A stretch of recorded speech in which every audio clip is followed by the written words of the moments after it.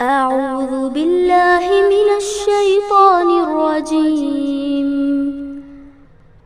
بسم الله الرحمن الرحيم. اقرأ باسم ربك الذي خلق. خلق الإنسان من علق. اقرأ وربك الأكرم. الذي علم بالقلم. علم الإنسان ما لم يعلم. الحمد لله رب العالمين والصلاة والسلام على رسوله الكريم والعاقبة للمتقين. اعوذ بالله من الشيطان الرجيم. بسم الله الرحمن الرحيم. اللهم انفعنا بما علمتنا وعلمنا ما ينفعنا وزدنا علما. رب اشرح لي صدري ويسر لي امري واحلل عقدة من لساني يفقهوا قولي. السلام علیکم ورحمۃ اللہ وبرکاتہ. حضرت عائشہ رضی اللہ عنہا سے پوچھا گیا تھا کہ نبی صلی اللہ علیہ وسلم کا کردار کیسا ہے. انہوں نے کہا کہ کیا تم نے قرآن نہیں پڑھا؟ اللہ کے رسول صلی اللہ علیہ وسلم کا جو کردار تھا وہ پورا قرآن کے مطابق تھا. آپ کی سارا عمل، سارے معاملات، سارے قول، ہر چیز قرآن کے مطابق تھا. اس دنیا میں کوئی خیر، کوئی بھلائی، کوئی کامیابی، کوئی نجات قرآن کے بغیر نہیں ہے، اس دنیا اور آخرت میں. تو اس لیے ہم ہر ہفتے اس قرآن کی آیتوں پہ غور کرتے ہیں کہ ہم اس کو سیکھیں اور اس پر عمل کریں کہ اللہ ہم سے کیا چاہتا ہے، تاکہ ہم اپنی زندگی کو قرآن کے مطابق ڈھالیں. آج کی آیت نمبر 107 سے ہمارا سبق شروع ہوتا ہے. بسم اللہ الرحمن الرحیم. الم تعلم ان اللہ لہ ملک السماوات والارض وما لکم من دون اللہ من ولی ولا نصیر. علم تعلم، کیا تو نہیں جانتا، ان کہ اللہ، لہو اس کے لیے ہے، ملک السماوات والارض بادشاہت آسمانوں کی اور زمین کی، وما لکم اور نہیں ہے تمہارے لیے، من سے، دون اللہ اللہ کے سوا، من سے، ولی ولا نصیر کوئی حامی اور نہ کوئی مددگار. کیا تو نہیں جانتا ہے کہ اللہ کے لیے ہی ہے آسمانوں اور زمین کی بادشاہت اور تمہارے لیے نہیں ہے اللہ کے سوا کوئی حامی اور کوئی مددگار. اللہ ہی ہے جو اس ساری کائنات کا مالک ہے. زمین اور آسمان اور ہر چیز جو ہے اس کا مالک صرف اور صرف اللہ ہے. اللہ جو چاہتا ہے وہ کرتا ہے اور وہ اس کی حکمت کے مطابق کرتا ہے. اللہ ہی ہے جو ہمیں خوشی عطا کرتا ہے، اللہ ہی ہے جو ہمیں دکھ دیتا ہے، اللہ ہی ہے جو ہمیں صحت دیتا ہے، وہی ہے جو ہمیں بیماری بھی دیتا ہے، وہی ہے جو ہمیں کامیابی دیتا ہے. ہر چیز، ہر نفع اور نقصان، ہر چیز کا کل مالک اللہ ہے. اس کے پہلے جو آیت گزری تھی اس میں اللہ نے فرمایا تھا کہ اللہ کسی آیت کو کیا ہے، منسوخ کر سکتا ہے، اس کو بھلا سکتا ہے، اس کے بدلے کوئی اور آیت کو لا سکتا. جیسے اللہ کسی چیز کا حکم کرتا ہے اور اس حکم میں کچھ فائدہ ہوتا ہے، پھر اس کے بعد اللہ اس حکم کو کیا ہے، اس کو منسوخ کر دیتا ہے، اس کو ہٹا دیتا ہے. یہ بھی اس کی حکمت کے مطابق ہے. اور اللہ کا اس قول کے اندر کہ اللہ جس آیت کو چاہتا ہے اس کو منسوخ کرتا ہے، اس میں ہمارے لیے بہت سے فائدے ہیں، کیونکہ اللہ ہر چیز اس کی حکمت کے مطابق کرتا ہے اور ہمارا اتنا علم یا ہماری حکمت اتنی نہیں ہے کہ ہم اس کو سمجھ سکتے ہیں. اس آیت کے اندر اللہ یہود اور نصارے کے اس سٹیٹمنٹ کو رد کرتا ہے. یہ یہود اور نصارہ، اہل کتاب میں سے جو یہود اور نصارہ تھے، وہ اللہ کے رسول صلی اللہ علیہ وسلم کو نبی نہیں مانتے تھے. کس وجہ سے؟ تعصب کے بنا پہ وہ آپ صلی اللہ علیہ وسلم کو آخری نبی نہیں مانتے تھے.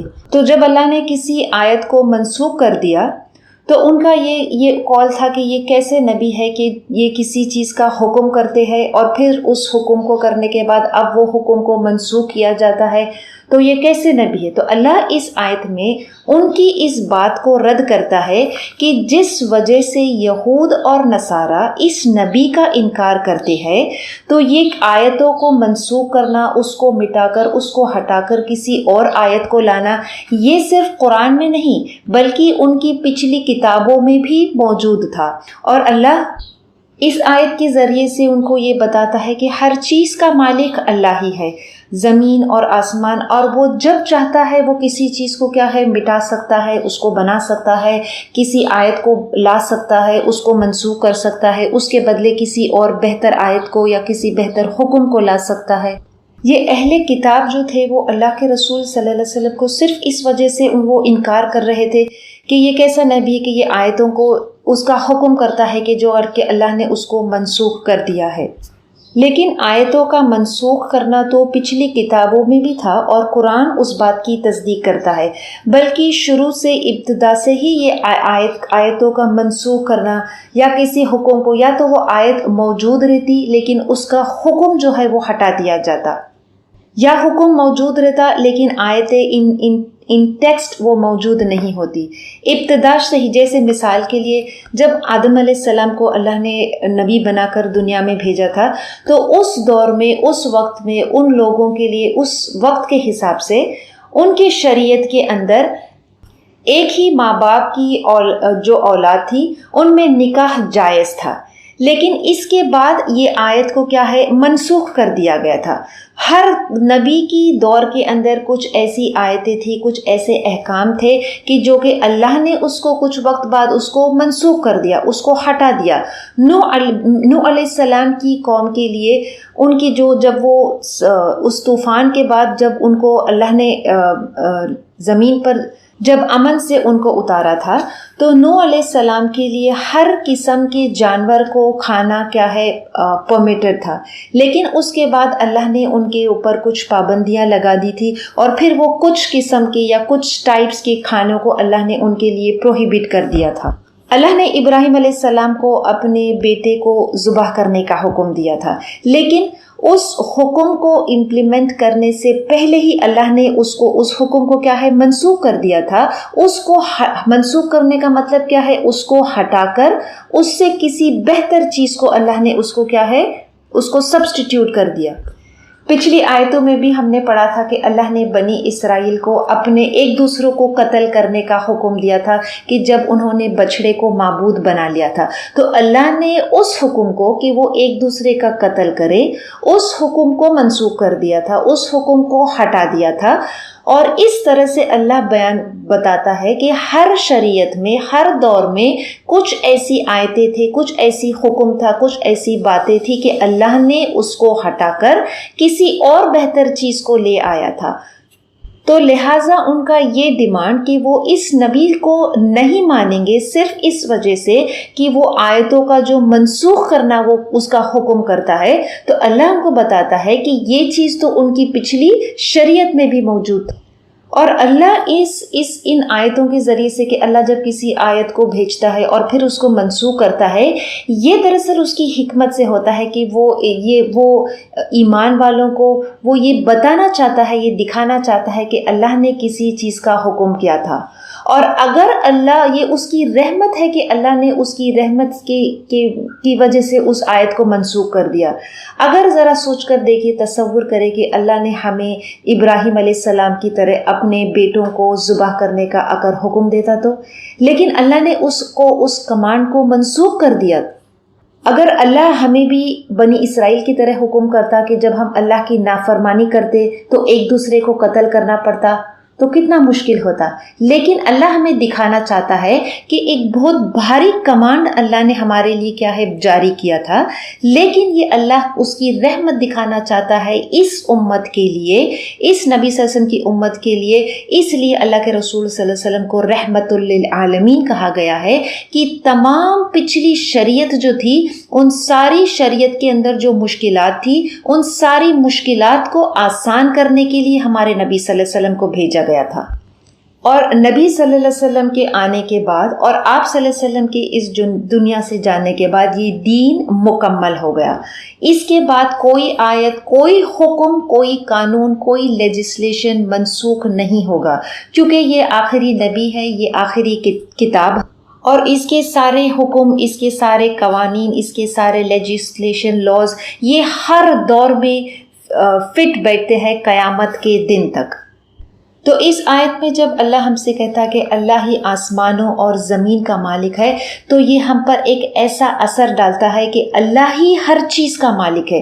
نہ صرف یہ کہ اللہ ہر چیز کا مالک ہے، بلکہ سارا کل اختیار، فل اتھارٹی belongs only to اللہ، اور وہ جب چاہے اپنے کتاب میں کسی چیز کو ہٹا سکتا ہے یا کسی حکم کو ہٹا سکتا ہے اور اس کے بدلے کوئی اور بہتر چیز کو لا سکتا ہے۔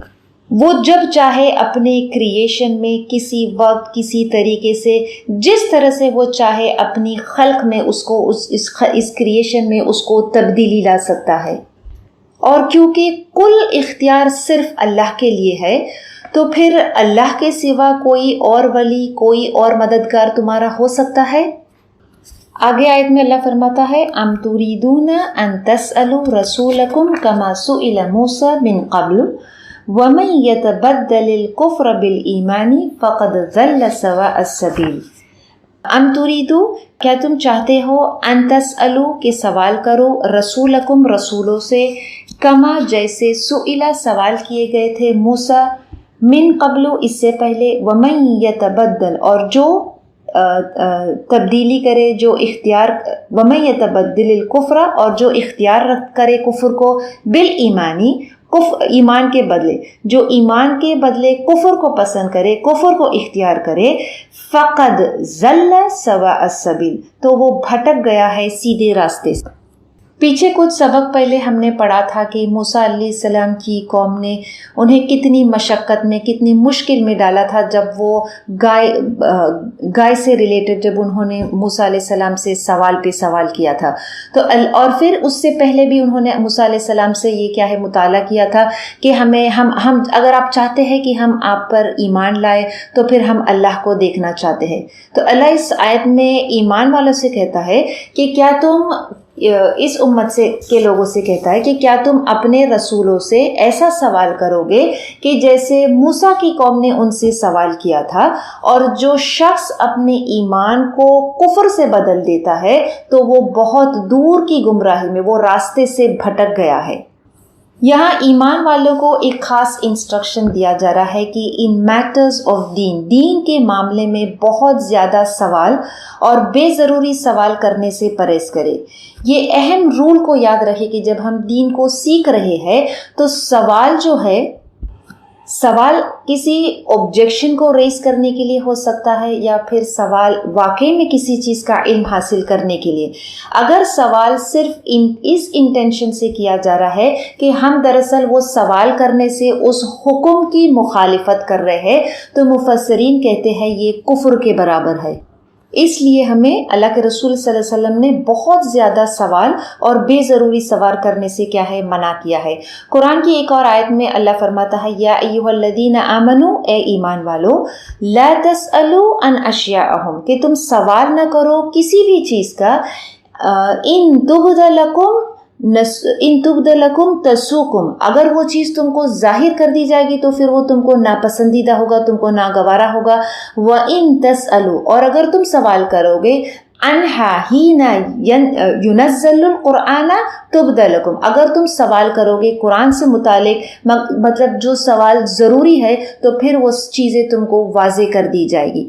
صحیح مسلم کی حدیث ہے کہ اللہ کے رسول صلی اللہ علیہ وسلم نے کہا کہ سب سے بڑا مجرم مسلمانوں میں وہ ہے کہ جو شخص کیا کرتا ہے کہ جب کسی چیز کو اللہ نے پروہیبٹ کیا ہے، جب کسی چیز کو منع کیا گیا ہے، اور وہ صرف اس شخص کے سوال پوچھنے سے وہ چیز کو پروہیبٹ، کسی چیز کو اللہ نے کیا ہے پروہیبٹ نہیں کیا ہے، اور وہ شخص جو ہے اس کے سوال پوچھنے سے اس پہ پابندی لگا دی جاتی ہے، تو یہ سب سے بڑا مجرم ہے، کیونکہ اس کے سوال پوچھنے سے ہی اس چیز پہ کیا ہے پابندی لگا دی گئی تھی۔ اللہ کے رسول صلی اللہ علیہ وسلم نے کہا کہ تم سے پہلے جو قوم گزرے تھے ان کی تباہی، ان کی بربادی بھی اس وجہ سے آئی، بیکاز آف دیئر ایکسیسو کوسچننگ، کثرت سے، بہت زیادہ بے ضروری سوال پوچھنے سے، اور پھر اپنے نبیوں کے، اپنے رسولوں کے ساتھ جدال اور ڈسپیوٹ کی وجہ سے اللہ نے اس قوم کو کیا ہے تباہ کر دیا۔ اس لیے اللہ کے رسول صلی اللہ علیہ وسلم نے کہا کہ جب میں تمہیں کسی چیز کا حکم کرتا ہوں تو تم اپنی استطاعت، کے مطابق جہاں تک ہو سکے جتنا ہو سکے اس حکم کی کیا ہے پابندی کرنا ہے. اور جب میں تمہیں کسی چیز سے منع کرتا ہوں when I prohibit you from something تو پھر اس سے پورا کا پورا then avoid it completely اس سے پورا اس چیز سے کیا ہے اس چیز سے دور رہنا ہے. اللہ کے رسول صلی اللہ علیہ وسلم نے کہا کہ اللہ نے تم پر حج کو فرض کیا ہے. ایک شخص نے اللہ کے رسول صلی اللہ علیہ وسلم سے پوچھا کہ اللہ کے رسول کیا ہر سال حج کریں ہم؟ تو اللہ کے رسول صلی اللہ علیہ وسلم خاموش تھے. پھر وہ شخص نے دوبارہ سے پوچھا کہ اللہ کے رسول کیا ہم ہر سال حج کریں؟ اللہ کے رسول صلی اللہ علیہ وسلم دوبارہ سے چپ تھے. اس طرح سے وہ شخص نے 3 دفعہ پوچھا اور تیسری بار حضرت اللہ کے رسول صلی اللہ علیہ وسلم نے کہا کہ اگر میں ہاں کہہ دیتا تو یہ چیز تم پر فرض ہو جاتا. لہٰذا بہت زیادہ سوال کرنے سے، کیونکہ وہ سوال کرنے سے ہی جو حکم نہیں تھا ہمارے لیے، حج ہر سال کرنا ہمارے لیے کیا ہے فرض نہیں ہے، ہماری لائف ٹائم میں زندگی میں ایک بار ہے. جو چیز اللہ نے کیا ہے جس چیز کا حکم نہیں کیا ہے، تمہارے بہت زیادہ سوال پوچھنے سے کہیں ایسا نہ ہو کہ وہ چیز کے اوپر پابندی لگا دی جائے اور پھر وہ حکم پر چلنا تمہارے لیے مشکل ہو جاتا. حضرت انس بن مالک روایت کرتے ہیں، وہ کہتے ہیں کہ ہمیں اللہ کے رسول صلی اللہ علیہ وسلم نے ہمیں بہت زیادہ سوال کرنے سے منع کیا تھا، تو لہٰذا ہمیں بہت خوشی محسوس ہوتی تھی جب کوئی بدو آ کر اللہ کے رسول صلی اللہ علیہ وسلم سے سوال پوچھتا تھا تو ہم اس بات سے بچ جاتے تھے اور ہم اس شخص کے سوال پوچھنے سے ہم بھی بہت کچھ اس سے کیا ہے سیکھ لیتے تھے. اور وَمَن يَتَبَدَّلِ الْكُفْرَ بِالْإِيمَانِ جو ایمان کے بدلے کفر کو پریفر کرے، اس کو پسند کرے، اس کو ترجیح دے، جو بے ضروری سوال پوچھے، جو نبی کی اطاعت نہیں کرے، جو اس نبی کو نہ مانے اور اس بات سے وہ کفر کرے، تو اللہ فرماتا ہے فَقَدْ ضَلَّ سَوَاءَ السَّبِيلِ. ایسے شخص کیا ہے یقیناً یہ لوگ کیا ہے بہت سیدھے راستے سے وہ بھٹکے ہوئے ہیں. تو اس بات کو یاد رکھیے کہ ہم بے ضروری سوال نہ کریں. ہاں سوال ضرور کریں اگر ہم کسی چیز کا علم نہیں رکھتے ہیں اور واقعی ہم جاننا چاہتے ہیں تو پھر قرآن خود فرماتا ہے فَاسْأَلُوا أَهْلَ الذِّكْرِ إِن كُنتُمْ لَا تَعْلَمُونَ کہ تم ان لوگوں سے پوچھو جو علم رکھتے ہیں کسی چیز کا اگر تم نہیں جانتے ہو. کیونکہ سوال پوچھنے کی اگر نیت درست نہیں ہوئی تو یہ بہت بگاڑ اور فساد پیدا کرے گا. قرآن کی ایک اور آیت میں اللہ فرماتا ہے أَلَمْ تَرَ إِلَى الَّذِينَ بَدَّلُوا نِعْمَةَ اللَّهِ کیا تم نے نہیں دیکھا ان لوگوں کو کہ جنہوں نے اللہ کی نعمت کو بدل ڈالا؟ کس سے؟ کفر سے بدل دیا. بالکل اس طرح کی آیت کہ انہوں نے کیا ہے اپنی ایمان کو، اس ایمان سب سے بڑی نعمت ہے، اور اس کو کیا ہے وہ کفر سے بدل دیا. تو اللہ فرماتا ہے وَأَحَلُّوا قَوْمَهُمْ دَارَ الْبَوَارِ ایسے لوگوں کے لیے کہ جو اللہ کی نعمت کو، اپنے ایمان کو کفر سے بدل دیتے ہیں، ان کا دار، ان کا گھر کہاں ہے؟ ان کا آخری ٹھکانہ جہنم میں ہے. آگے آیت میں اللہ فرماتا ہے وَدَّ كَثِيرٌ مِّنْ أَهْلِ الْكِتَابِ لَوْ يَرُدُّونَكُم مِّن بَعْدِ إِيمَانِكُمْ كُفَّارًا حسدا من عند انفسهم من بعد ما تبين لهم الحق فاعفوا واصفحوا حتى يأتي الله بأمره ان الله على كل شيء قدير. ود كثير چاہا بہت سے، من اہل الکتابی اہل کتاب میں سے بہت سے چاہا، لو یردونکم کہ کاش وہ انہیں لوٹا دے، من بعدی اس کے بعد، ایمانکم کفارا ان کے ایمان کے بعد ان کو کفر کی طرف کیا ہے لوٹا دے. کس وجہ سے؟ حسدم من عند انفسہم اس حسد کی وجہ سے، انفسہم اپنے دل میں، من بعدی اس کے بعد، ما تبین لہم الحق اس کے بعد جبکہ ان پہ حق واضح ہو گیا، فاعفو بس تم معاف کر دو، وصفحو اور درگزر کرو، حتی یہاں تک، یأتی اللہ بامرہ اللہ لائے اپنا کوئی حکم، انا بے شک اللہ علی کل شیء قدیر بے شک اللہ ہر چیز پر قادر ہے. اس آیت میں اللہ فرماتا ہے کہ یہود میں سے بہت سارے ایسے ہیں کہ وہ چاہتے ہیں کہ تم ایمان کے بعد، ایمان لانے کے بعد کفر کی طرف بدل جاؤ. مطلب کتنی کتنی دشمنی اور کتنی اینیمیٹی ہے ان کو ایمان والوں کے ساتھ کہ وہ چاہتے ہیں کہ ہم ایمان کے بعد کفر کی طرف لوٹ جائے. اور یہ کس وجہ سے ہے؟ یہ قرآن بیان کرتا ہے حسدم من عند انفسہم، اس حسد کی وجہ سے. کس حسد کی وجہ سے؟ کہ یہ جو آخری نبی ہے یہ ہمارے بیچ کیوں نہیں آیا.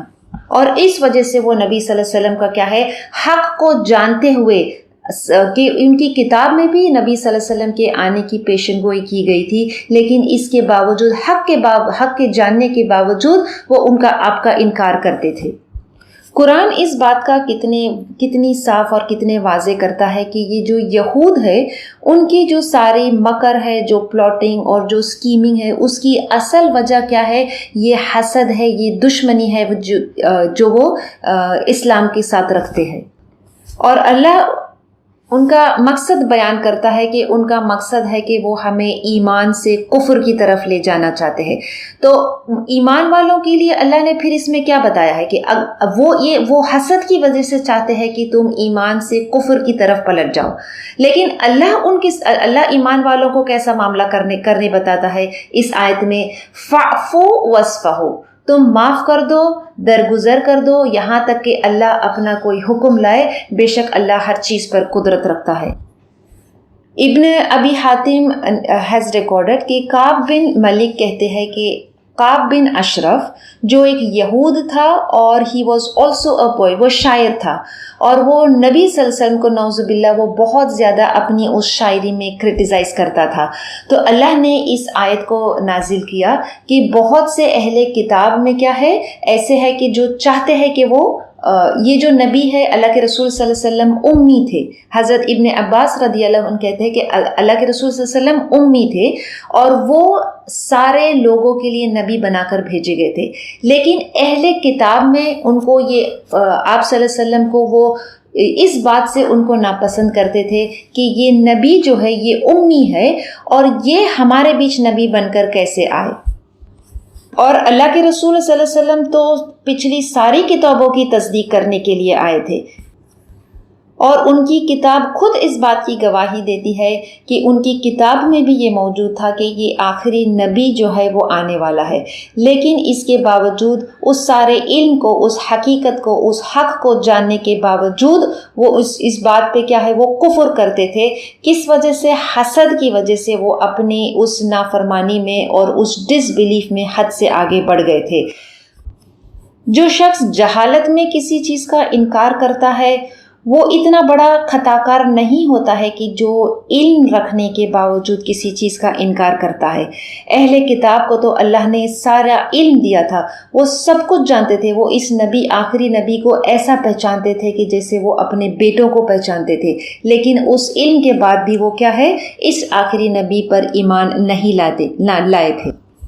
یہ اسلام جو ہے دین الحق، اللہ فرماتا ہے اس آیت میں کہ اس کے بعد کے حسد من عند انفسہم من بعد ما تبین لہم الحق، اس کے بعد کہ یہ حق ان پہ واضح ہو گیا تھا. یہ Islam, it is in the nature of the deen of Islam کہ یہ دین الحق ہے. لیکن اس حق کے ہونے کے باوجود بہت سارے لوگ اس حق کو نہیں پہچانیں گے، سارے لوگ اس حق کو نہیں ایکسیپٹ کریں گے.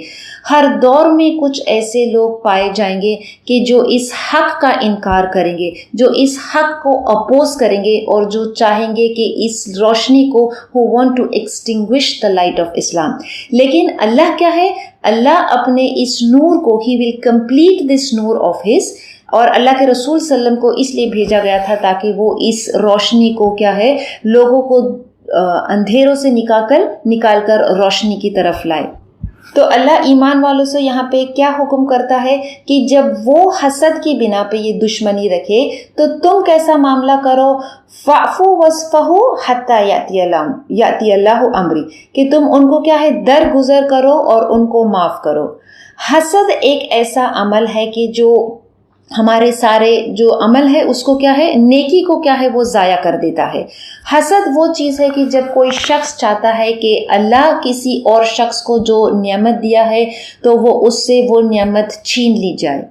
اللہ کے رسول صلی اللہ علیہ وسلم نے کہا کہ حسد جو ہے وہ صرف 2 صورتوں میں کیا ہے وہ پرمیٹڈ ہے، کہ جب کوئی شخص یہ دیکھتا ہے کہ کوئی شخص نیک ہے اور وہ متقی ہے، اور پھر وہ اور اللہ نے اس کو کیا ہے علم دیا ہے، اور وہ اس علم کے اوپر کیا کرتا ہے وہ عمل کرتا ہے۔ دوسرا یہ کہ کوئی شخص بہت زیادہ کیا ہے نیک شخص ہے، اس کو اللہ نے مال دیا ہے اور اس مال کو وہ اللہ کی راہ میں خرچ کرتا ہے۔ تو ان 2 صورتوں میں کیا ہے حسد کرنا جائز ہے، لیکن ایسا حسد نہیں جائز ہے کہ ہم اس چیز کی تمنا کریں کہ اللہ نے جو اس شخص کو دیا ہے عطا کیا ہے وہ اس سے چھین لی جائے۔ حسد کرنا کبیرہ گناہوں میں سے ہے، تو لہٰذا ہم جب کسی کے پاس کوئی نعمت دیکھتے ہیں تو اس سے حسد نہ کرے، یہ تمنا نہ کرے کہ اس سے اللہ وہ نعمت چھین لی جائے، اس سے وہ نعمت چھین لی جائے، لیکن ہم یہ ضرور کر سکتے ہیں کہ ہم اللہ سے دعا کر سکتے ہیں۔ اگر کوئی شخص کسی نعمت کو چاہتا ہے تو وہ اللہ سے اس کا سوال کر سکتا ہے، اور اگر کسی شخص کو اللہ نے نعمت دیا ہے تو پھر وہ اپنے آپ کو کس طرح سے محفوظ کر سکتا ہے کہ کوئی اور شخص اس سے حسد نہ کرے۔ اللہ کے رسول صلی اللہ علیہ وسلم نے ہمیں بہت بہترین طریقہ سکھایا ہے کہ ہم ان صورتوں کی تلاوت کریں، سورہ فلق، سورہ ناس، سورہ اخلاص، اللہ پر توکل کرے، اللہ سے خوف رکھے، اللہ کا تقوی، کہ اللہ کے سوا کوئی اور اس کے نفع اور نقصان کا مالک نہیں ہے، اپنے گناہوں سے معافی مانگے، صدقہ خیرات کرے، نماز قائم کرے، زکوٰۃ دے، اللہ کی طرف رجوع کرے، اللہ کی توحید کو قائم کرے۔ یہ ساری چیزیں اس کو کیا ہے نہ صرف حسد سے بلکہ اور بھی دوسری بہت سی برائی سے اس کو بچائے گی۔ اور اس آیت میں اللہ نے ایمان والوں کو کہا ہے کہ وہ معاف کرے اور درگزر کرے، تو کسی کو ان کی غلطیوں کے لیے معاف کرنا it is never a loss to forgive someone، اور خاص کر کہ جب وہ کسی کو معاف کرنا when it brings benefit، تو ہم اس بات پر اس آیت پر عمل کریں۔ ہم اپنے گھروں میں ایک دوسرے کے ساتھ، شوہر بیوی بچوں کے ساتھ، ماں باپ کے ساتھ، اپنے کو ورکرز کے ساتھ، اپنے دشمنوں کے ساتھ، اپنے پڑوسی کے ساتھ، ہر ایک کے ساتھ کیسا معاملہ رکھے؟ فاعفو واصفحو، درگزر کا معاملہ کرے۔ اللہ کے رسول صلی اللہ علیہ وسلم کو 13 سال مکے میں کس چیز کا حکم دیا گیا تھا کہ وہ کیا ہے کہ وہ معاف کرے، اور پھر لڑائی کا حکم نہیں دیا گیا تھا۔ اس کے باوجود کہ جو مشرک تھے اللہ کے رسول صلی اللہ علیہ وسلم اور ایمان والوں اور آپ کے صحابہ پر بہت ظلم و ستم کرنے کے باوجود آپ نے سب کو کیا ہے معاف کر دیا تھا۔ اللہ کے رسول صلی اللہ علیہ وسلم کو وہ 13 سال میں اللہ اس بات کا اس چیز کو سکھا رہا تھا کہ پہلے اپنی زندگی میں توحید کو قائم کرے، اس سے پہلے کہ ہم لوگوں کو اسلام کی طرف بلائے، اس حق کی طرف بلائے، یہ ضروری ہے کہ ہم سب سے پہلے توحید کو قائم کریں، اور اس توحید کو قائم کرنے کے لیے یہ بہت اہم اصول ہے کہ ہم لوگوں کو کیا ہے معاف کرے اور درگزر کرے۔ ہمارے معاملات جب ہم دیکھتے ہیں، چاہے وہ ایک انڈیویجول لیول پر ہو یا پھر ایک معاشرتی لیول پر ہے، تو ہم دیکھتے ہیں کہ آج جو اسٹیٹس آف مسلمس ایسا ہے کہ ہم یہ سوچتے ہیں کہ کب اسلام کو وکٹری ملے گی۔ تو اسلام کو غالب کرنا یہ ہمارے it's not in our capacity. Allah اس آیت میں فرماتا ہے کہ تم فاعفو واصفحو، تم درگزر کرو، تم معاف کرو، حتی یأتی اللہ بامری، جب تک کہ اللہ اپنا کسی حکم کو لے آتا ہے۔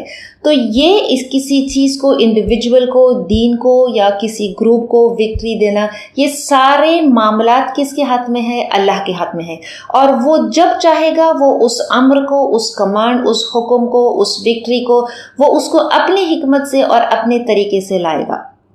اور بے شک اللہ کیا ہے؟ ہر چیز پر قدرت رکھتا ہے۔ ان اللہ علی کل شیء قدیر، اللہ جانتا ہے کہ ہمیں ہر انسان کو انڈیویجول لیول پر یا ایک نیشنل لیول پر کہ کب اس کو کیا ہے، کب اس کو وکٹری دے، کب اس کے دشمنوں کو ختم کرے۔ وہ ہر چیز کا جو ہے پلاننگ اپنی حکمت سے کرتا ہے۔ قرآن میں جہاں معاف کرنے کا حکم آتا ہے تو وہاں پہ 3 لفظ عموماً استعمال ہوتا ہے۔ عفو درگزر، جیسے یہاں پہ ہے فاعفو واصفحو، اور ایک اور لفظ جو آتا ہے وہ قرآن میں وہ ہے غفرہ۔ فاعفو کے معنی کیا ہے کہ اس کو معاف کر دو۔ تو کس طرح کا معاف؟ عفو کا مطلب یہ ہوتا ہے کہ کوئی شخص کسی کو اس طرح سے معاف کرتا ہے کہ وہ اس کے ذہن میں یا اس کے دماغ میں اب وہ بات اور نہیں رہتی ہے. کسی نے کوئی برائی کی تو اب اس برائی کو ہم اپنے دل میں اپنے ذہن میں نہیں رکھتے ہیں بلکہ اس کو مٹا دیتے ہیں. اس کا مطلب ہے عفو. وصفہ صفحہ کا مطلب ہوتا ہے to overlook and to ignore. مطلب کسی نے کوئی برائی ہمارے ساتھ کیا ہے اور ہم اس کے ساتھ ایسا رویہ کرتے ہیں کہ جیسے اس نے ہمارے ساتھ کوئی برائی یا کوئی ایسا معاملہ کیا ہی نہیں. اور غفرہ یہ لفظ اس آیت میں نہیں آیا ہے لیکن قرآن میں اور بہت بار آیا ہے. غفرہ کا مطلب ہوتا ہے ٹو کور اپ اور اس کو چھپانا, کہ اللہ ہمارے گناہوں کو کیسا ہے, کس طرح سے اپنی رحمت سے اس کو ڈھانپتا ہے. یہ سارے چیز کیا ہے, all of this refer to forgiveness. تو یہ جو اللہ کی صفت ہے کہ وہ غفار ہے, وہ ہمارے گناہوں کو ڈھانپتا ہے, وہ ہمارے اس طرح سے وہ ڈھانپ کر ہمارے گناہوں کو معاف کرتا ہے اور بار بار ہم کو کیا ہے معاف, بار بار اللہ ہمارے اپنے گناہوں کو کیا ہے معاف کرتا ہے. جب ہم لوگوں کے ساتھ معاملات کریں تو ہم لوگوں کے ساتھ ایسا معاملات کریں, عفو درگزر کا معاملہ کریں, ان کی برائیوں کو, ان کی شارٹ کمنگز کو کیا ہے ظاہر نہ کرے بلکہ اس کو چھپانے کا معاملہ کریں گے تو پھر اللہ بھی ہمارے ساتھ کیا ہے ایسا معاملہ کرے گا. پھر آگے اللہ فرماتا ہے کہ اب اللہ نے ہمیں یہ حکم دیا ہے کہ تم ان کو درگزر کرو اور تم اس بات پہ صبر کرو کہ اللہ تو ہر چیز پر قدرت رکھتا ہے, اللہ اپنا حکم لائے گا. سو ایز پریکٹیکلی پھر ایمان والوں کو کیا کرنا چاہیے وہ اس آیت میں اللہ بیان کرتا ہے کہ ایمان والوں کو کیا کرنا چاہیے. وَأَقِيمُوا الصَّلَاةَ وَآتُوا الزَّكَاةَ وَمَا تُقَدِّمُوا لِأَنفُسِكُم مِّن خَيْرٍ تَجِدُوهُ عِندَ اللَّهِ إِنَّ اللَّهَ بِمَا تَعْمَلُونَ بَصِيرٌ. وَأَقِيمُوا الصَّلَاةَ, دیکھیں کتنے بار یہ چیز آیا ہے کہ تم نماز قائم کرو, وَآتُوا الزَّكَاةَ زکات دو, وَمَا تُقَدِّمُوا اور جو تم آگے بھیجو گے, وَمَا تُقَدِّمُوا لِأَنفُسِكُم وہ تم اپنے لیے ہی بھیجو گے, مِن خَيْرٍ کوئی بھی بھلائی, من مطلب کوئی بھی چھوٹی سے چھوٹی بھلائی جو تم اپنے لیے بھیجو گے, تجدوہ عند اللہ تم پاؤ گے, عند اللہ اللہ کے پاس, ان اللہ بے شک اللہ بما تعملون بصیر جو کچھ تم کرتے ہو وہ دیکھنے والا ہے. تو اللہ یہاں پہ ہمیں ایک پریکٹیکل چیز بتاتا ہے کہ ہم کیا معاملہ کریں, ہم عفو درگزر کریں اور کیا کریں. جو معاملہ ہے دشمنوں کے ساتھ ڈیل کرنا یا مشکلات سے ڈیل کرنا, وہ کرنے والا کون ہے, اس ساری مشکل کو حل کرنے والا کون ہے, وہ اللہ ہے. تو وہ معاملہ تم اللہ پہ چھوڑ دو. تمہارا فوکس کس چیز پر رہنا چاہیے, تم نماز قائم کرو اور تم زکات دو. اور پھر اللہ ہمیں یہ بتاتا ہے کہ تم یاد رکھو کہ جو بھی تم نیکی کرو گے, جو نیک عمل کرو گے, وہ سارا کچھ کیا ہے وہ ضائع نہیں ہوگا. جو بھی خیر جو بھلائی تم کرو گے تم اللہ کے پاس اس کو پاؤ گے, مطلب اس کا اجر اللہ کے پاس محفوظ رہے گا اور اللہ تو ہر چیز کو دیکھنے والا ہے. کتنا بہترین عمل ہے کہ جو بار بار قرآن بیان کرتا ہے کہ تم نماز کو قائم کرو اور زکات دو. اپنی ساری ایفرٹس, اپنی ساری محنت کوششیں اس میں لگائے کہ ہم اللہ کی کیا ہے عبادت کرے. Invest all of your energies and efforts in worshipping Allah. اور کثرت سے کیا ہے نیکی کرے. اللہ فرماتا ہے کہ من خیرن جو بھی نیکی, چھوٹی سے چھوٹی نیکی بھی کیا ہے اللہ ضائع نہیں کرے گا, تم اس کو اللہ کے پاس محفوظ پاؤ گے. اللہ تمہارے کسی بھی عمل سے بے خبر نہیں ہے. تو اس بات سے غمگین نہ ہو کہ ہمارا جو عمل ہے یہ نیکی ہے, یہ بہت چھوٹی نیکی ہے. nobody will notice this. اللہ ہماری ہر عمل کو کیا ہے وہ نوٹس کرتا ہے. نہ صرف یہ کہ وہ ہماری خیر اور اس بھلائی کو بہت ہی چھوٹی کیوں نہ ہو اس کو بلکہ نوٹس کرتا ہے, بلکہ اللہ اس کا اجر ہمیں کیسا دیتا ہے, اس کو بہت زیادہ بڑھا کر اس کا اجر دیتا ہے. جو بھی نیکی ہم کرتے ہیں, جو کچھ ہم کرتے ہیں, یاد رکھے کہ یہ ہم اللہ کے پاس پائیں گے. تجدوہ عند اللہ, اور اللہ کے پاس وہ جو عمل ہے وہ جو نیکی ہے it doesn't remain the same. اللہ اس کے اجر کو کیا کرتا ہے بہت زیادہ گنا, اس کو بہت زیادہ دفعہ اس کو کیا ہے ملٹیپلائی کرتا ہے. ہم چاہتے ہیں کہ اللہ اسلام کو غالب کرے. اللہ کو اسلام کو غالب کرنا کوئی بڑی بات نہیں ہے. اللہ تو ہر چیز پر قدرت رکھتا ہے, لیکن اللہ چاہتا ہے کہ ہم یہ اسلام کو وکٹری دینا، اسلام کو فتح دینا، یہ اس کا ذمہ ہے. ہمارا فوکس کس بات پہ ہونا چاہیے کہ ہم اس کے حکم کو مانیں ہر میٹر میں. In all matters we follow the order of Allah. اور اگر ہم چاہتے ہیں کہ اسلام شوڈ بی وکٹوریس تو اس کے لیے یہ ضروری ہے کہ ہم نماز قائم کریں، زکوٰۃ دیں، and we should be united as an ummah. لیکن united in what? United in belief. ہم آج جس زمانے میں جی رہے، we are living in times of fitan. ہم فتنے کے دور میں جی رہے، اور اس فتنے کے دور میں سب سے برا، دا ورسٹ تھنگ ڈیورنگ فتنہ اس کہ کسی شخص کو یہ نہیں معلوم ہے کہ what he has to do. اور اس فتنے کے دور میں پھر وہ شخص کچھ ایسا عمل، کیونکہ اس کے پاس علم نہیں رہتا ہے، تو وہ اس فتنے کے دوران کچھ ایسا عمل کرتا ہے یا کچھ ایسی ڈیسیشن لیتا ہے کہ پھر that makes him either a person of hell یا پیراڈائز. اگر اس نے علم نہ رہنے کی بنا پر اس نے کوئی غلط فیصلہ، کوئی غلط ڈیسیشن کیا ہے، تو پھر وہ جہنم کا مستحق ہو جاتا ہے. تو یہ سارے جو عمل ہے ان عمل سے پرہیز کرے. اللہ کسی انسان کو ایٹ این انڈیویجول لیول یا ایٹ اے لارجر لیول، کسی لارجر گروپ کو، Allah is the one who gives victory. ہمارا کام یہ ہونا چاہیے کہ ہم نماز قائم کریں، اور پھر نماز قائم کرنے کے بعد اللہ ہر بار نماز کے ساتھ کس چیز کا اور حکم کرتا ہے کہ نماز قائم کرنے کے بعد پھر ہم کیا ہے، صدقہ خیرات کریں، ہم زکوٰۃ دیں. تو یہ جو چیریٹی ہے، یہ صدقہ خیرات جو ہے، یہ ہمارے عبادت کو، کیوں اللہ ہر بار نماز قائم کرنے کے بعد زکوٰۃ کا حکم کرتا ہے؟ کیونکہ زکوٰۃ جو ہے، چیریٹی جو ہے، یہ ہمارے عبادت کو، نماز جو بہترین عبادت ہے، اس عبادت کو اور پختہ اور مضبوط کر دیتا ہے. ہم جب کسی چیز کو بہت زیادہ پسند کرتے ہیں تو ہم چاہتے ہیں کہ وہ ہمارے پاس ہمیشہ کے لیے محفوظ رہے. But what is the best way to preserve اینی تھنگ؟ اگر ہم چاہتے ہیں کہ ہمارے پاس ہماری کوئی پسندیدہ چیز ہمارے پاس ہمیشہ محفوظ ہو، تو اس کا سب سے بہترین کا طریقہ کیا ہے کہ اس کو اللہ کی راہ میں دے دیں، گیو اٹ. اور کبھی ایسا محسوس نہ کرے کہ یہ تو ہمارے ہاتھ سے چلا گیا. اللہ ہمیں اس بات کا اس آیت میں یقین دلاتا ہے کہ تجدوہ عند اللہ، کہ وہ سارا چیز از آل ریکارڈڈ. نہ صرف کہ وہ اللہ کے پاس it is recorded, but it is saved, it is invested. اور ہم جانتے ہیں کہ جب ہم کسی چیز کو انویسٹ کرتے ہیں، investment always grows. And what an excellent investment کہ جب وہ انویسٹمنٹ اللہ کے پاس ہے.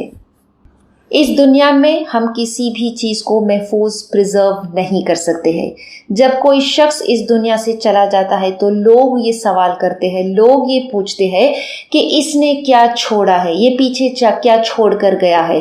اور فرشتے جو ہے وہ یہ سوال کرتے ہیں، وہ یہ پوچھتے ہیں کہ اس نے آگے کیا بھیجا ہے. ہم اللہ سے دعا کرتے ہیں کہ اللہ ہمیں بہت زیادہ کثرت سے نیکی کرنے والا بنائے، اور ہم ہر نیکی کو کریں، اور اس ہر نیکی کو ہم تجدوہ عند اللہ، اللہ کے پاس پائے. آگے آتا ہے کہ وَقَالُوا لَن يَدْخُلَ الْجَنَّةَ إِلَّا مَنْ كَانَ هُودًا أَوْ نَصَارَىٰ تِلْكَ أَمَانِيُّهُمْ قُلْ هَاتُوا بُرْهَانَكُمْ إِن كُنتُمْ صَادِقِينَ. وَقَالُوا، اور انہوں نے کہا، لن ہرگز نہیں، يدخلوا داخل ہوگا، لن يدخلوا ہرگز داخل نہ ہوگا، الجنت جنت میں، إِلَّا مَنْ كَانَ سوائے وہ جو ہودن او نصارہ یہود ہو یا نصارہ. تلک یہ امانیہم ان کی جھوٹی آرزویں تمنائیں ہے. قل کہہ دیجئے، ہاتوا برہانکم، لاؤ اپنی دلیل، ان کنتم صادقین اگر تم سچے ہو. اور انہوں نے کہا کہ ہرگز جنت میں کوئی داخل نہیں ہوگا سوائے جو یہود ہے اور نصارہ ہے. اللہ فرماتا ہے کہ یہ ان کا جو جھوٹا دعویٰ ہے، جو یہود اور نصارہ کا جو اہل کتاب ہے، ان کے ایک جھوٹے دعوے کو اللہ اس آیت میں رد کرتا ہے کہ وہ کہتے ہیں کہ they are the only riches people, اور صرف وہی جنت میں جائیں گے. اور اس سے پہلے ہم پچھلے کچھ آیت میں پڑھے کہ وہ ایک دوسرے کے بارے میں بھی کیا کہتے ہیں کہ وہ ایک دوسرے کی ملامت کرتے ہیں. اس کے باوجود کہ وہ ایک دوسرے کے دشمن ہیں آپس میں، وہ یہ کہتے ہیں کہ ہم جنت میں تو صرف ہم ہی جائیں گے. اللہ gives his final word on the matter. اللہ کیا فرماتا ہے؟ تل کا امانی ہم، یہ کیا ہے؟ یہ ان کے بیس لیس کلیمز، یہ ان کی جھوٹی آرزویں، تمنائیں ہیں. اور قرآن کی اور بھی بہت سی آیتوں میں وہ اللہ فرماتا ہے کہ یہ ان کے جو جھوٹے دعوے ہیں کہ وہ کہتے ہیں نحن ابناء اللہ و احباہ، کہ وہ ہم اللہ کے کیا ہے؟ ہم اللہ کے پسندیدہ ہے، ہم اس کے بیٹے ہیں. مطلب یہ کہ ہم تو اللہ کے کیا ہے؟ بہت پسندیدہ لوگ ہیں، تو لہٰذا اللہ ہمیں جہنم میں نہیں داخل کرے گا.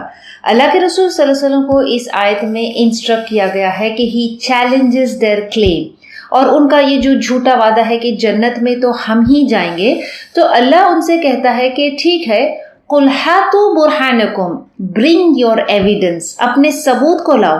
کسی بھی اسٹیٹمنٹ یا کسی بھی بات کا جب دعویٰ کرتے ہیں تو پھر اس کے ساتھ کیا ہے؟ there has to be supporting evidence. اس کے پہلے بھی ہم نے پڑھا تھا کہ یہ جو یہود تھے انہوں نے کیا کہا تھا کہ آنگ تو ہمیں نہیں چھوئے گی مگر صرف چند دن کے. اور یہاں پہ کیا ہے؟ یہ جھوٹا دعویٰ کہ جنت میں تو ہم ہی جائیں گے. اللہ the Quran makes us see the right، کہ سچ کیا ہے اور حقیقت کیا ہے. اور اللہ اس آیت میں فرماتا ہے کہ وہ کہتے ہیں کہ یہود اور نصارہ، خود تم جنت میں صرف جو یہود اور جو نصارہ ہے، اہل کتاب ہے، وہی جائیں گے. اب یہ جو ہے یہود اور نصارہ، ان کی جو لفظی معنی میں ہے، یہود کا مطلب وہ ہے کہ جو کسی پرٹیکولر گروپ کو بلونگ کرتا ہے. یہ یہود کی جو قوم ہے they belong to a particular race. اور نصارہ جو ہے it refers to the people living in a certain town. تو یہود اور نصارہ یہ جو پچھلی قوم تھی، ان کے نام بھی their names also it refer to either a particular race or people belonging to a particular town or locality or place. اسلام کے معنی کیا ہے؟ اسلام کا مطلب اسلام does not refer to any race or place. Islam does not mean people who live in Arabia. اسلام کا معنی ہے submission to the Creator. اور پھر اللہ ہمیں وہ معیار، وہ کرائٹیریا دیتا ہے کہ جنت میں جانے کا جو معیار، جو criteria is not that you belong to a particular race or you are from a particular place. یہ ساری چیزیں سوچنا is wishful thinking، یہ تمہاری تمنائیں اور آرزویں ہے. یہ آیت صرف یہود اور نصارہ کے لیے نہیں ہے بلکہ ایمان والوں اور مسلمانوں کے لیے بھی ہے کہ جو یہ سوچتے ہیں کہ صرف نام سے وہ مسلمان ہونے کے نام سے مسلمان کہلانے سے، یا پھر کسی مسلمان گھرانے میں پیدا ہونے سے، یا پھر اس نبی کے امتی ہونے سے ہم تو بخشے گئے ہیں. جس طرح سے یہ اہل کتاب کا یہ جھوٹا دعویٰ تھا کہ ہم ہی جنت میں جانے والے ہیں، مسلمان بھی اگر یہ تصور کرتے ہیں کہ عمل چاہے ہم جو بھی کر لیں جنت تو ہمیں ہی ملنی ہے، تو اللہ Max us see what the right is. اور آگے آیت میں اللہ کیا فرماتا ہے کہ جنت میں جانے کا کیا کرائٹیریا ہے. ہم دنیا کے معاملات میں بھی دیکھتے ہیں کہ اگر کسی شخص کو انجینئر بننا ہے یا ڈاکٹر بننا ہے تو صرف اس کو تمنا کر کے، اس کی آرزو کر کے، جسٹ بائی وشفل تھنکنگ وہ نہیں بن سکتا ہے. تو کیا جنت ایسے ہی آرزو اور تمنا سے مل سکتی ہے؟ تو اس لیے اللہ کہتا ہے کہ قُلْ هَاتُوا بُرْهَانَكُمْ، bring your evidence، اپنے ثبوت لاؤ. تو جب ہم ان سے اس بات کا ثبوت مانگتے ہیں تو پھر ہم we also have to give the evidence about Islam. ہمیں بھی اسلام کے بارے میں کیا ہے؟ وہ ایویڈنس، وہ ثبوت دینا ہے. What is the proof that Islam is the path of حق؟ اللہ نے اس قدرت میں، اس کائنات میں He has kept laws in this nature. ہم اپنے اطراف دیکھتے ہیں کہ ہر چیز جو اللہ نے بنایا ہے He has created everything upon certain laws. آنکھ کو بنایا ہے. آنکھ کا کیا پراپرٹی ہے؟ آنکھ کا کیا کام ہے کہ اٹ کنزیومز ایوری تھنگ، وہ ہر چیز کو جلا دیتا ہے. پانی جو ہے اس کو اللہ نے ایک خاص پراپرٹی دیا ہے کہ واٹر گیوز لائف، پانی آنکھ کو بچاتا ہے. اللہ نے کائنات کی ہر چیز کو، whether it is metal, whether it is air, whether it is oil، ہر چیز کو اللہ نے ایک خاص مقصد کے لیے بنایا ہے. اور اللہ has given certain laws. انسان کو بھی اللہ نے کیا ہے؟ He has also created human beings upon certain laws. اور انسان کا جو دل ہے، اس کی فطرت جو ہے، the basic instincts of human beings، اسلام کا ہر قانون، اس کے ہر لاز، یہ جو فطرت اللہ نے ہر انسان کے دل میں رکھا ہے، وہ سارے قوانین، وہ سارے لاز اس انسان کی جو اللہ نے فطرت رکھا ہے اس کی فطرت کے مطابق ہے. اس کے فطرت کے خلاف اللہ نے کسی قانون اسلام میں نہیں دیا ہے. Not a single law in Islam is against the human nature. کیونکہ یہ دین، یہ قانون، یہ شریعت، یہ لاز، یہ انسانوں کا بنایا ہوا نہیں ہے، بلکہ یہ اللہ کا دیا ہوا ہے. اور اسلام کی ہر بات، اس کے ہر قوانین، اس کے ہر حکم، اس کی شریعت کی ہر بات جو ہے، nothing is hidden or obscure. کوئی بھی چیز شک والی نہیں ہے، کوئی چیز بہت پیچیدہ نہیں ہے، کوئی چیز بہت مشکل نہیں ہے. ایسا کوئی کام یا ایسا کوئی حکم، رول نہیں ہے کہ انسان اس کو کمپریہنڈ نہیں کر سکتا ہے، اس کو سمجھ نہیں سکتا ہے. اور ایسا کوئی حکم بھی نہیں ہے کہ جو پھر اس کے فائدے کے لیے نہیں ہے. ہر وہ حکم جو قرآن میں دیا گیا ہے، جو اسلام میں ہے، وہ انسان کے فائدے کے لیے ہے. جو اس دین کو پڑھتا ہے، جو اس دین الحق کو پڑھتا ہے، وہ جانتا ہے کہ جتنا زیادہ اس دین کو پڑھے گا، اس قرآن کے نزدیک آئے گا، وہ خود اس بات کو محسوس کریں گے کہ اس کی ساری باتیں، اس کے سارے احکام، اس کے سارے حکم they are closest to the human nature. تو ہم نہ صرف مسلمانوں کو بلکہ ہم غیر مسلم کو بھی اس کی دعوت دیتے ہیں کہ وہ اسلام کو سیکھے. اللہ اس آیت میں یہود اور نصارہ سے کہتا ہے کہ تم اپنا ثبوت لاؤ. قُلْ هَاتُوا بُرْهَانَكُمْ إِن كُنتُمْ، اگر تم سچے ہو تو تم اپنا ثبوت لاؤ. اسلام is all based on evidences and proofs. تمہاری کوئی وشفل تھنکنگ، تمہاری جھوٹی تمنائیں، آرزو سے نہیں ہوگا. تو ہم اسلام جو دین الحق ہے، ہم لوگوں کو اس بات کی دعوت دیتے ہیں کہ وہ اس اسلام کو، اس دین الحق کو کیا ہے، اس کو سیکھے، اس کو سمجھے، اس کی باتوں کو سنیں. کیونکہ آخرت کے اندر آج وہ اس حق کی طرف آنے سے کتراتے ہیں، وہ اس حق کو نہیں ایکسپٹ کرتے ہیں. لیکن آخرت میں وہ اس بات کی تمنا کریں گے کہ کاش انہیں کوئی اس حق کی طرف بلایا ہوتا، کاش کہ انہوں نے اس حق کی بات بتانے والوں کو wish they had listened to them. وہ اس بات کی تمنا کریں گے آخرت میں کہ they were guided to the truth. تو پھر تمہاری جھوٹی تمنائیں، تمہاری جھوٹی آرزویں، یہ ساری چیز، یا تم کسی پرٹیکولر ریس یا کسی کمیونٹی یا کسی خاص علاقے سے تعلق رکھتے ہو، کسی خاص گھرانے سے تعلق رکھتے ہو تو تمہیں جنت ملے گی، یہ ساری تمہاری جھوٹی تمنائیں، آرزویں. تو پھر جنت میں جانے کا کرائٹیریا کیا ہے؟ اللہ اس آیت میں بیان کرتا ہے، بلا من اسلم وجہہ للہ وہو محسن فَلَهُ أَجْرُهُ عِنْدَ رَبِّهِ وَلَا خَوْفٌ عَلَيْهِمْ وَلَا هُمْ يَحْزَنُونَ. بلا، کیوں نہیں؟ تم جاننا چاہتے ہو کہ کون جنت میں جانے والا ہے؟ تو اللہ gives the criteria. من اسلم، جس کسی نے اسلم، جھکا دیا. یہاں پہ کسی پرٹیکولر ریس یا گروپ کا نہیں، ہر وہ شخص جس نے اپنے آپ کو جھکا دیا. کس چیز کو؟ وجہہ، اپنے چہرے کو، للہ. جو کوئی شخص اس دنیا میں جو شخص اللہ اپنے چہرے کو اللہ کے آگے جھکا دیا، وہ محسن، اور وہ کیا ہے؟ وہ محسن ہے، وہ نیکوکاروں میں سے ہے. فَلَهُ أَجْرُهُ عِنْدَ رَبِّهِ، تو اس کا اجر اس کے رب کے پاس ہے. وَلَا خَوْفٌ عَلَيْهِمْ وَلَا هُمْ يَحْزَنُونَ. یہاں پہ جنت میں جانے کا کرائٹیریا اللہ نے یہ بتایا ہے کہ جس نے اپنے چہرے کو اللہ کے آگے جھکا دیا. چہرے کا یہاں پہ جو لفظی معنی ہے وہ چہرہ ہے، لیکن یہاں یا وجہ کا مراد ہے کہ جس نے اپنے پورے وجود کو، the one، اور اپنے چہرے کو، اپنے وجود کو، اپنے آپ کو to bow your whole self to Allah is nothing but what Islam means. اسلام کے معنی کیا ہے؟ اسلام means submission. The one who submits unconditionally, the one who submits، وَهُوَ محسن، اور وہ نیکوکار میں سے ہے.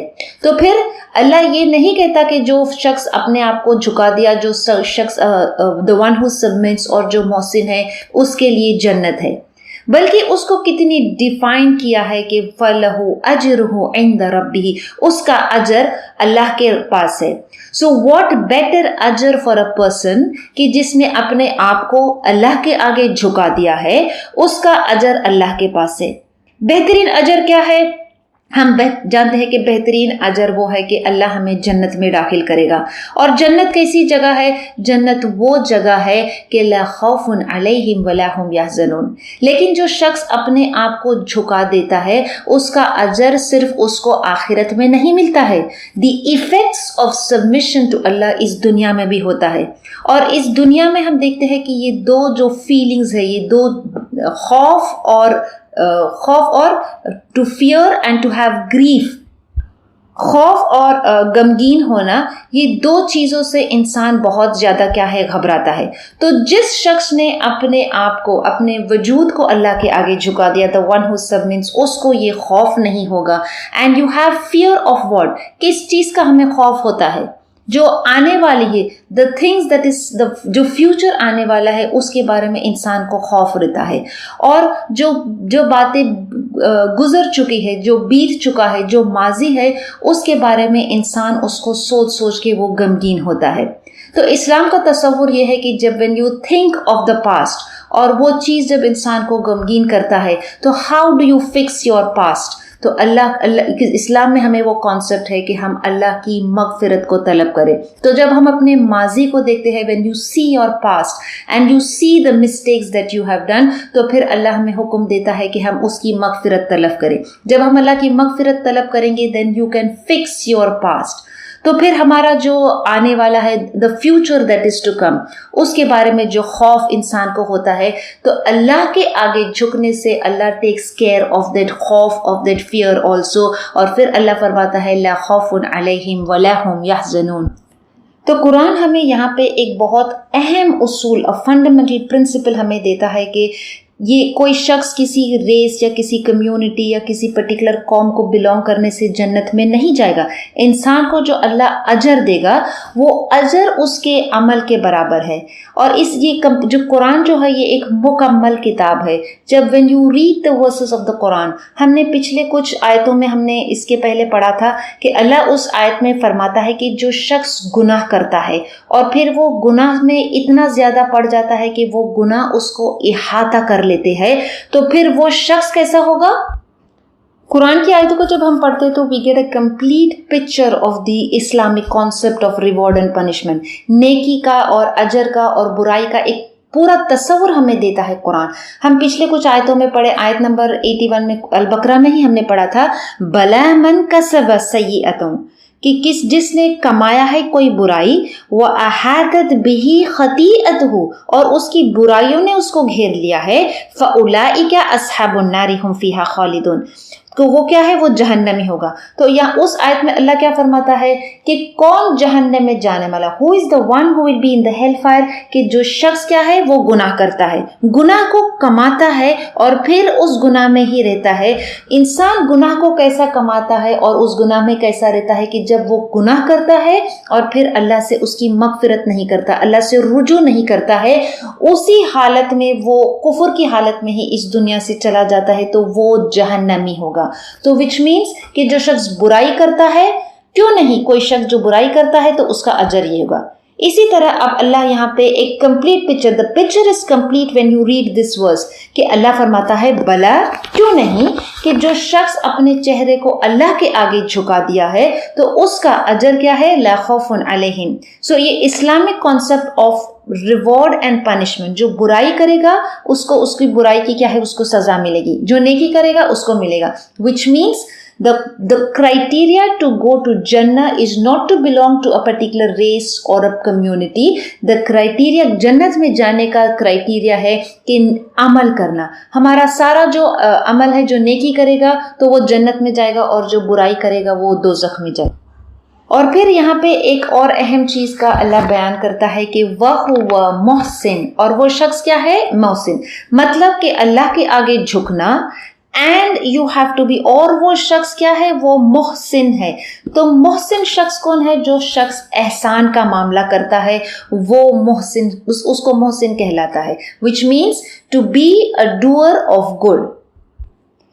دی ایگزیکٹ ڈیفینیشن محسن کا جو ڈیفینیشن ہے اللہ کے رسول صلی اللہ علیہ وسلم کی اس حدیث سے سمجھ سکتے ہیں کہ اللہ کے رسول صلی اللہ علیہ وسلم نے کہا کہ جب محسن وہ شخص ہے کہ جب تم نماز پڑھو تو تم ایسا نماز پڑھو کہ جیسے تم اللہ کو دیکھ رہے ہو، اور اگر ایسا نہیں کر سکتے تو یہ جان لو کہ اللہ تمہیں دیکھ رہا ہے۔ تو اس سے کیا معلوم پڑتا ہے؟ اس سے یہ معلوم پڑتا ہے کہ انسان جب بندہ اس بات کا تصور کرے کہ ہر وقت اللہ از واچنگ می، ہر وقت اللہ مجھے دیکھ رہا ہے، تو پھر وہ اپنے معاملات کو کیسے کرے گا، پھر وہ کیسی اپنی گفتگو کرے گا، اور پھر وہ یہ اس کا عمل ہوگا، اس کا عمل میں درستگی آ جائے گی، اور پھر when he submits with this محسن تو پھر اس کا اجر کیا ہے؟ اللہ کے پاس محفوظ رہے گا۔ اور یہ جو اللہ کے آگے اپنے آپ کو، اپنے چہرے کو جھکانا، the submission is not once in a while، یہ سبمیشن ایسا نہیں ہے کہ ہم اللہ کی اطاعت کبھی کبھی کریں۔ We submit to Allah sometimes, we submit to Allah in some matters، بلکہ ہر معاملے میں ہر وقت اللہ کے آگے اپنے آپ کو جھکا دینا۔ اپنے آپ کو جھکانے کا مطلب کیا ہے؟ اپنی مرضی کو اللہ کے آگے جھکا دینا۔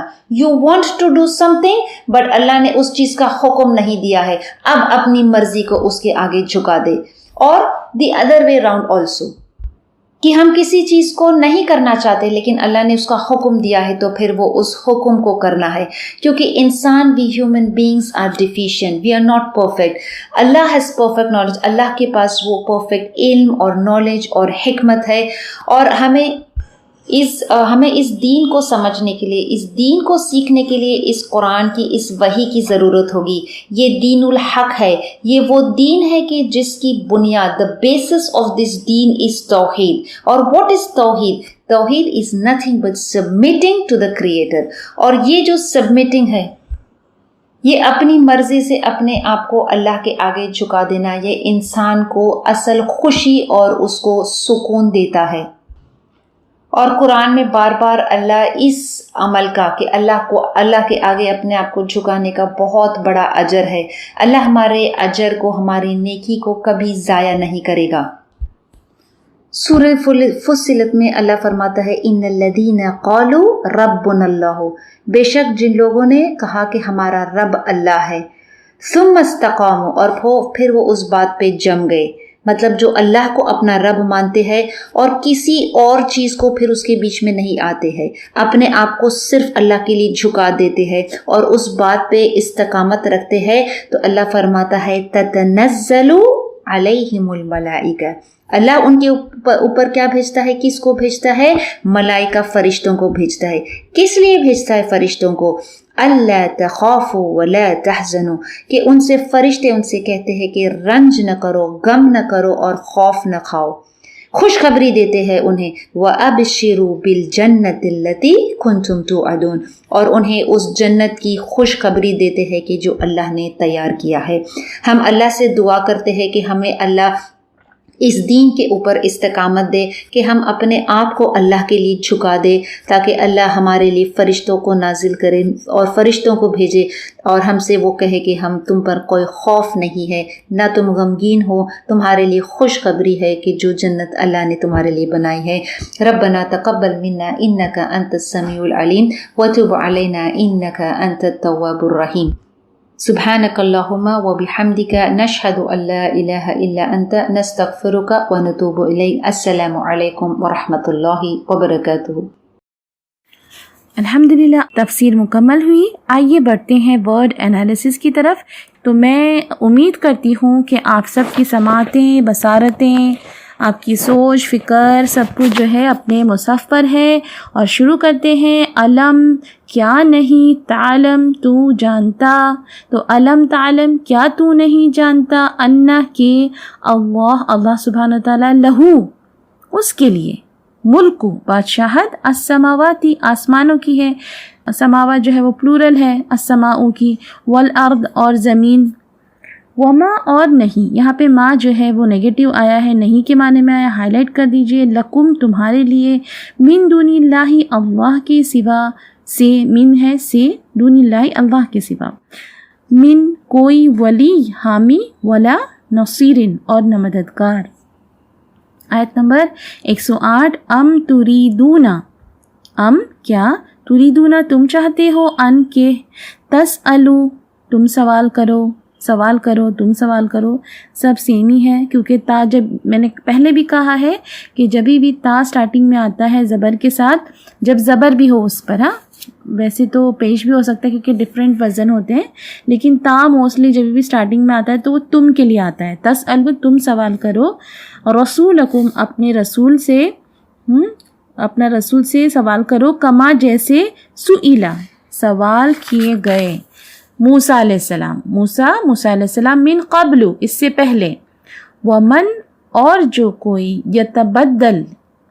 یتبدلی اختیار کر لے یا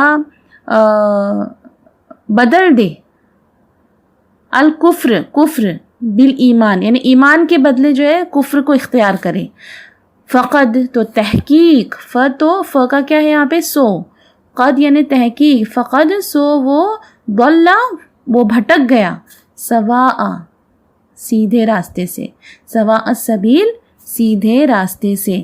اب دیکھیں یہاں پر بھی سیدھا راستہ ہے، اور ہم نے اس کے پہلے بھی سورۃ الفاتحہ میں پڑھا ہے صراط مستقیم، ہے نا، تو کیا فرق ہے دونوں میں؟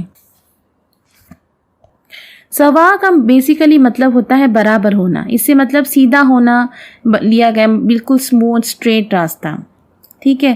اب صراط کا لفظی معنی ہے لمبی اور تیز دھاری تلوار، ٹھیک ہے. پل صراط ہم کو پتہ ہے نا کہ قیامت کے دن جو ہے، چاہے وہ جنتی ہو چاہے وہ جہنم میں جانے والا ہو، اللہ سبحانہ تعالیٰ ہمیں جنت، اہل جنت والوں میں سے بنا دے، آمین یا رب العالمین. تو جو بھی ہوگا اس کو گزرنا ہی ہوگا پل صراط سے. اور پل صراط کے بارے میں ہم نے کیا پڑھا ہے کہ بال سے باریک اور تلوار سے تیز راستہ ہے نا. تو مجھے بتائیں، امیجن کریں کہ پل ہے، پتلا سا پل ہے، جیسے ہم دیکھتے ہیں نا کبھی کبھی، تو ایک دم باریک سا پتلا سا پل ہے، اور اس پہ سے جب ہم کو گزرنا ہے تو ہم کیسے گزریں گے؟ اس پہ سنبھل کے گزریں گے، بیلنس کر کے خود کو کہ کہیں گر نہ جائیں. اگر بیلنس کھو دیں گے تو کیا ہوگا؟ ہم گر جائیں گے نا نیچے. تو ایسا راستہ جس کے آس پاس بہت خطرے ہوتے ہیں، ٹھیک ہے، پل صراط یعنی صراط ایسا راستہ. اور مستقیم کس کو کہتے ہیں؟ یہ قائم سے ہے وہ چیز، سیدھی بھی ہو اور متوازی بھی ہو، ٹھیک ہے. اب سبیل وہ راستہ ہے جس پر سہولت سے چل سکیں اور اس پر کافی آمد رفت بھی ہو، یعنی آ جا رہی ہو گاڑیاں یا لوگ آ جا رہے ہیں، عام جو کامن سڑک ہوتی ہے. تو یہ فرق ہوتا ہے، ٹھیک ہے، صراط مستقیم اور سواء السبیل میں دونوں کا مطلب ایک ہی ہے، سیدھا راستہ. آیت نمبر 109 ود چاہا کثیرم، کس نے؟ بہت سارے اہل کتاب نے چاہا، من اہل الکتابی اہل کتاب میں سے، لو کاش یردونکم تمہیں لوٹا دیں، من بعد ایمانکم کہ من سے تمہارے ایمان کے بعد، کفارن کفر میں. کیا چاہتے ہیں اہل کتاب؟ کہ کفر کرو آپ، مسلمان جو اہل ایمان ہے وہ اپنے ایمان کے بعد کفر میں کنورٹ ہو جائیں. حسدن حسد کی وجہ سے، من عندی وجہ سے، انفسہم اپنے دلوں میں، اپنے دل کے حسد کی وجہ سے، من بعد اس کے بعد، ما جب کہ، تبینہ واضح ہو گیا، لہم ان پر، الحق حق واضح ہونے کے بعد. تو فعفو پس تم معاف کر دو، وصفحو اور درگزر کرو. یہ نیا ورڈ ہے، دیکھیں فعفو کا مطلب کیا ہوتا ہے؟ معاف کر دو، اور وصفحو کا مطلب ہوتا ہے درگزر کرنا. یہ ایک نیا لفظ آیا ہے معاف کرنے کے لیے، ٹھیک ہے. اس کا روٹ ہے صاد فح، صفح. ابھی عفو اور صفح میں کیا فرق ہے کہ عفو میں کیا ہوتا ہے؟ بدلہ لینے سے دستبردار ہو جانا، یعنی بدلہ نہ لینا، قصور کا بدلہ نہ لینا، ٹھیک ہے نا. ہم ایک دعا پڑھتے ہیں نا رمضان میں، اللہم انک عفو تحب العفو فاعف عنی، کہ یا رب ہم سے بدلہ مت لے، ہم کو معاف کر دے، ہم دعا مانگتے ہیں نا. اور صفح یعنی یہ جو وصفحو ہے، اس کا کیا مطلب ہوتا ہے؟ درگزر کرنا، قصور کا احساس نہ ہونے دینا، غلطی کا احساس نہ ہونے دینا، باز پرس نہ کرنا. یہ معاف کرنے سے زیادہ مشکل کام ہے، یعنی بندے کو احساس بھی نہ دلانا کہ بابا تم نے یہ غلطی کی ہے، اس کو کہتے ہیں. اور ٹھیک ہے، اور ایک ورڈ ہوتا ہے معاف کرنے کے لیے، کون سا ہوتا ہے؟ غفرا، اور اس کا مطلب ہوتا ہے ڈھانپ دینا. تو دیکھیں کہ ہر ایک ہی لفظ جو ہے وہ ہر جگہ یوز نہیں ہوتا نا.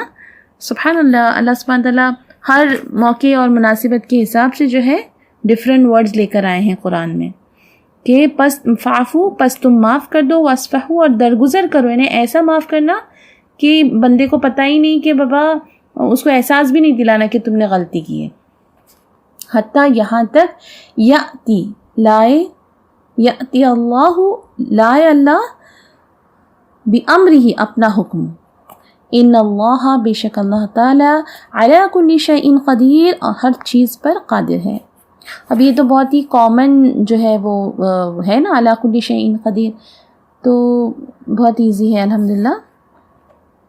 آیت نمبر 110 کی ورڈ انالیسس دیکھتے ہیں. وَأَقِیمُوا، اور تم قائم کرو، الصَّلَاةَ، نماز، وَآتُوا، اور دیتے رہو، الزکوٰۃ، زکوٰۃ، وَمَا، اور جو، تُقَدِّمُوا، آگے بھیجو گے، ہے نا، تُقَدِّمُوا، تم آگے بھیجو گے، لِأَنفُسِکُم، اپنے لیے، من خیرٍ، بھلائی میں سے، تجدوہ، تم پالو گے، ہو کس کو؟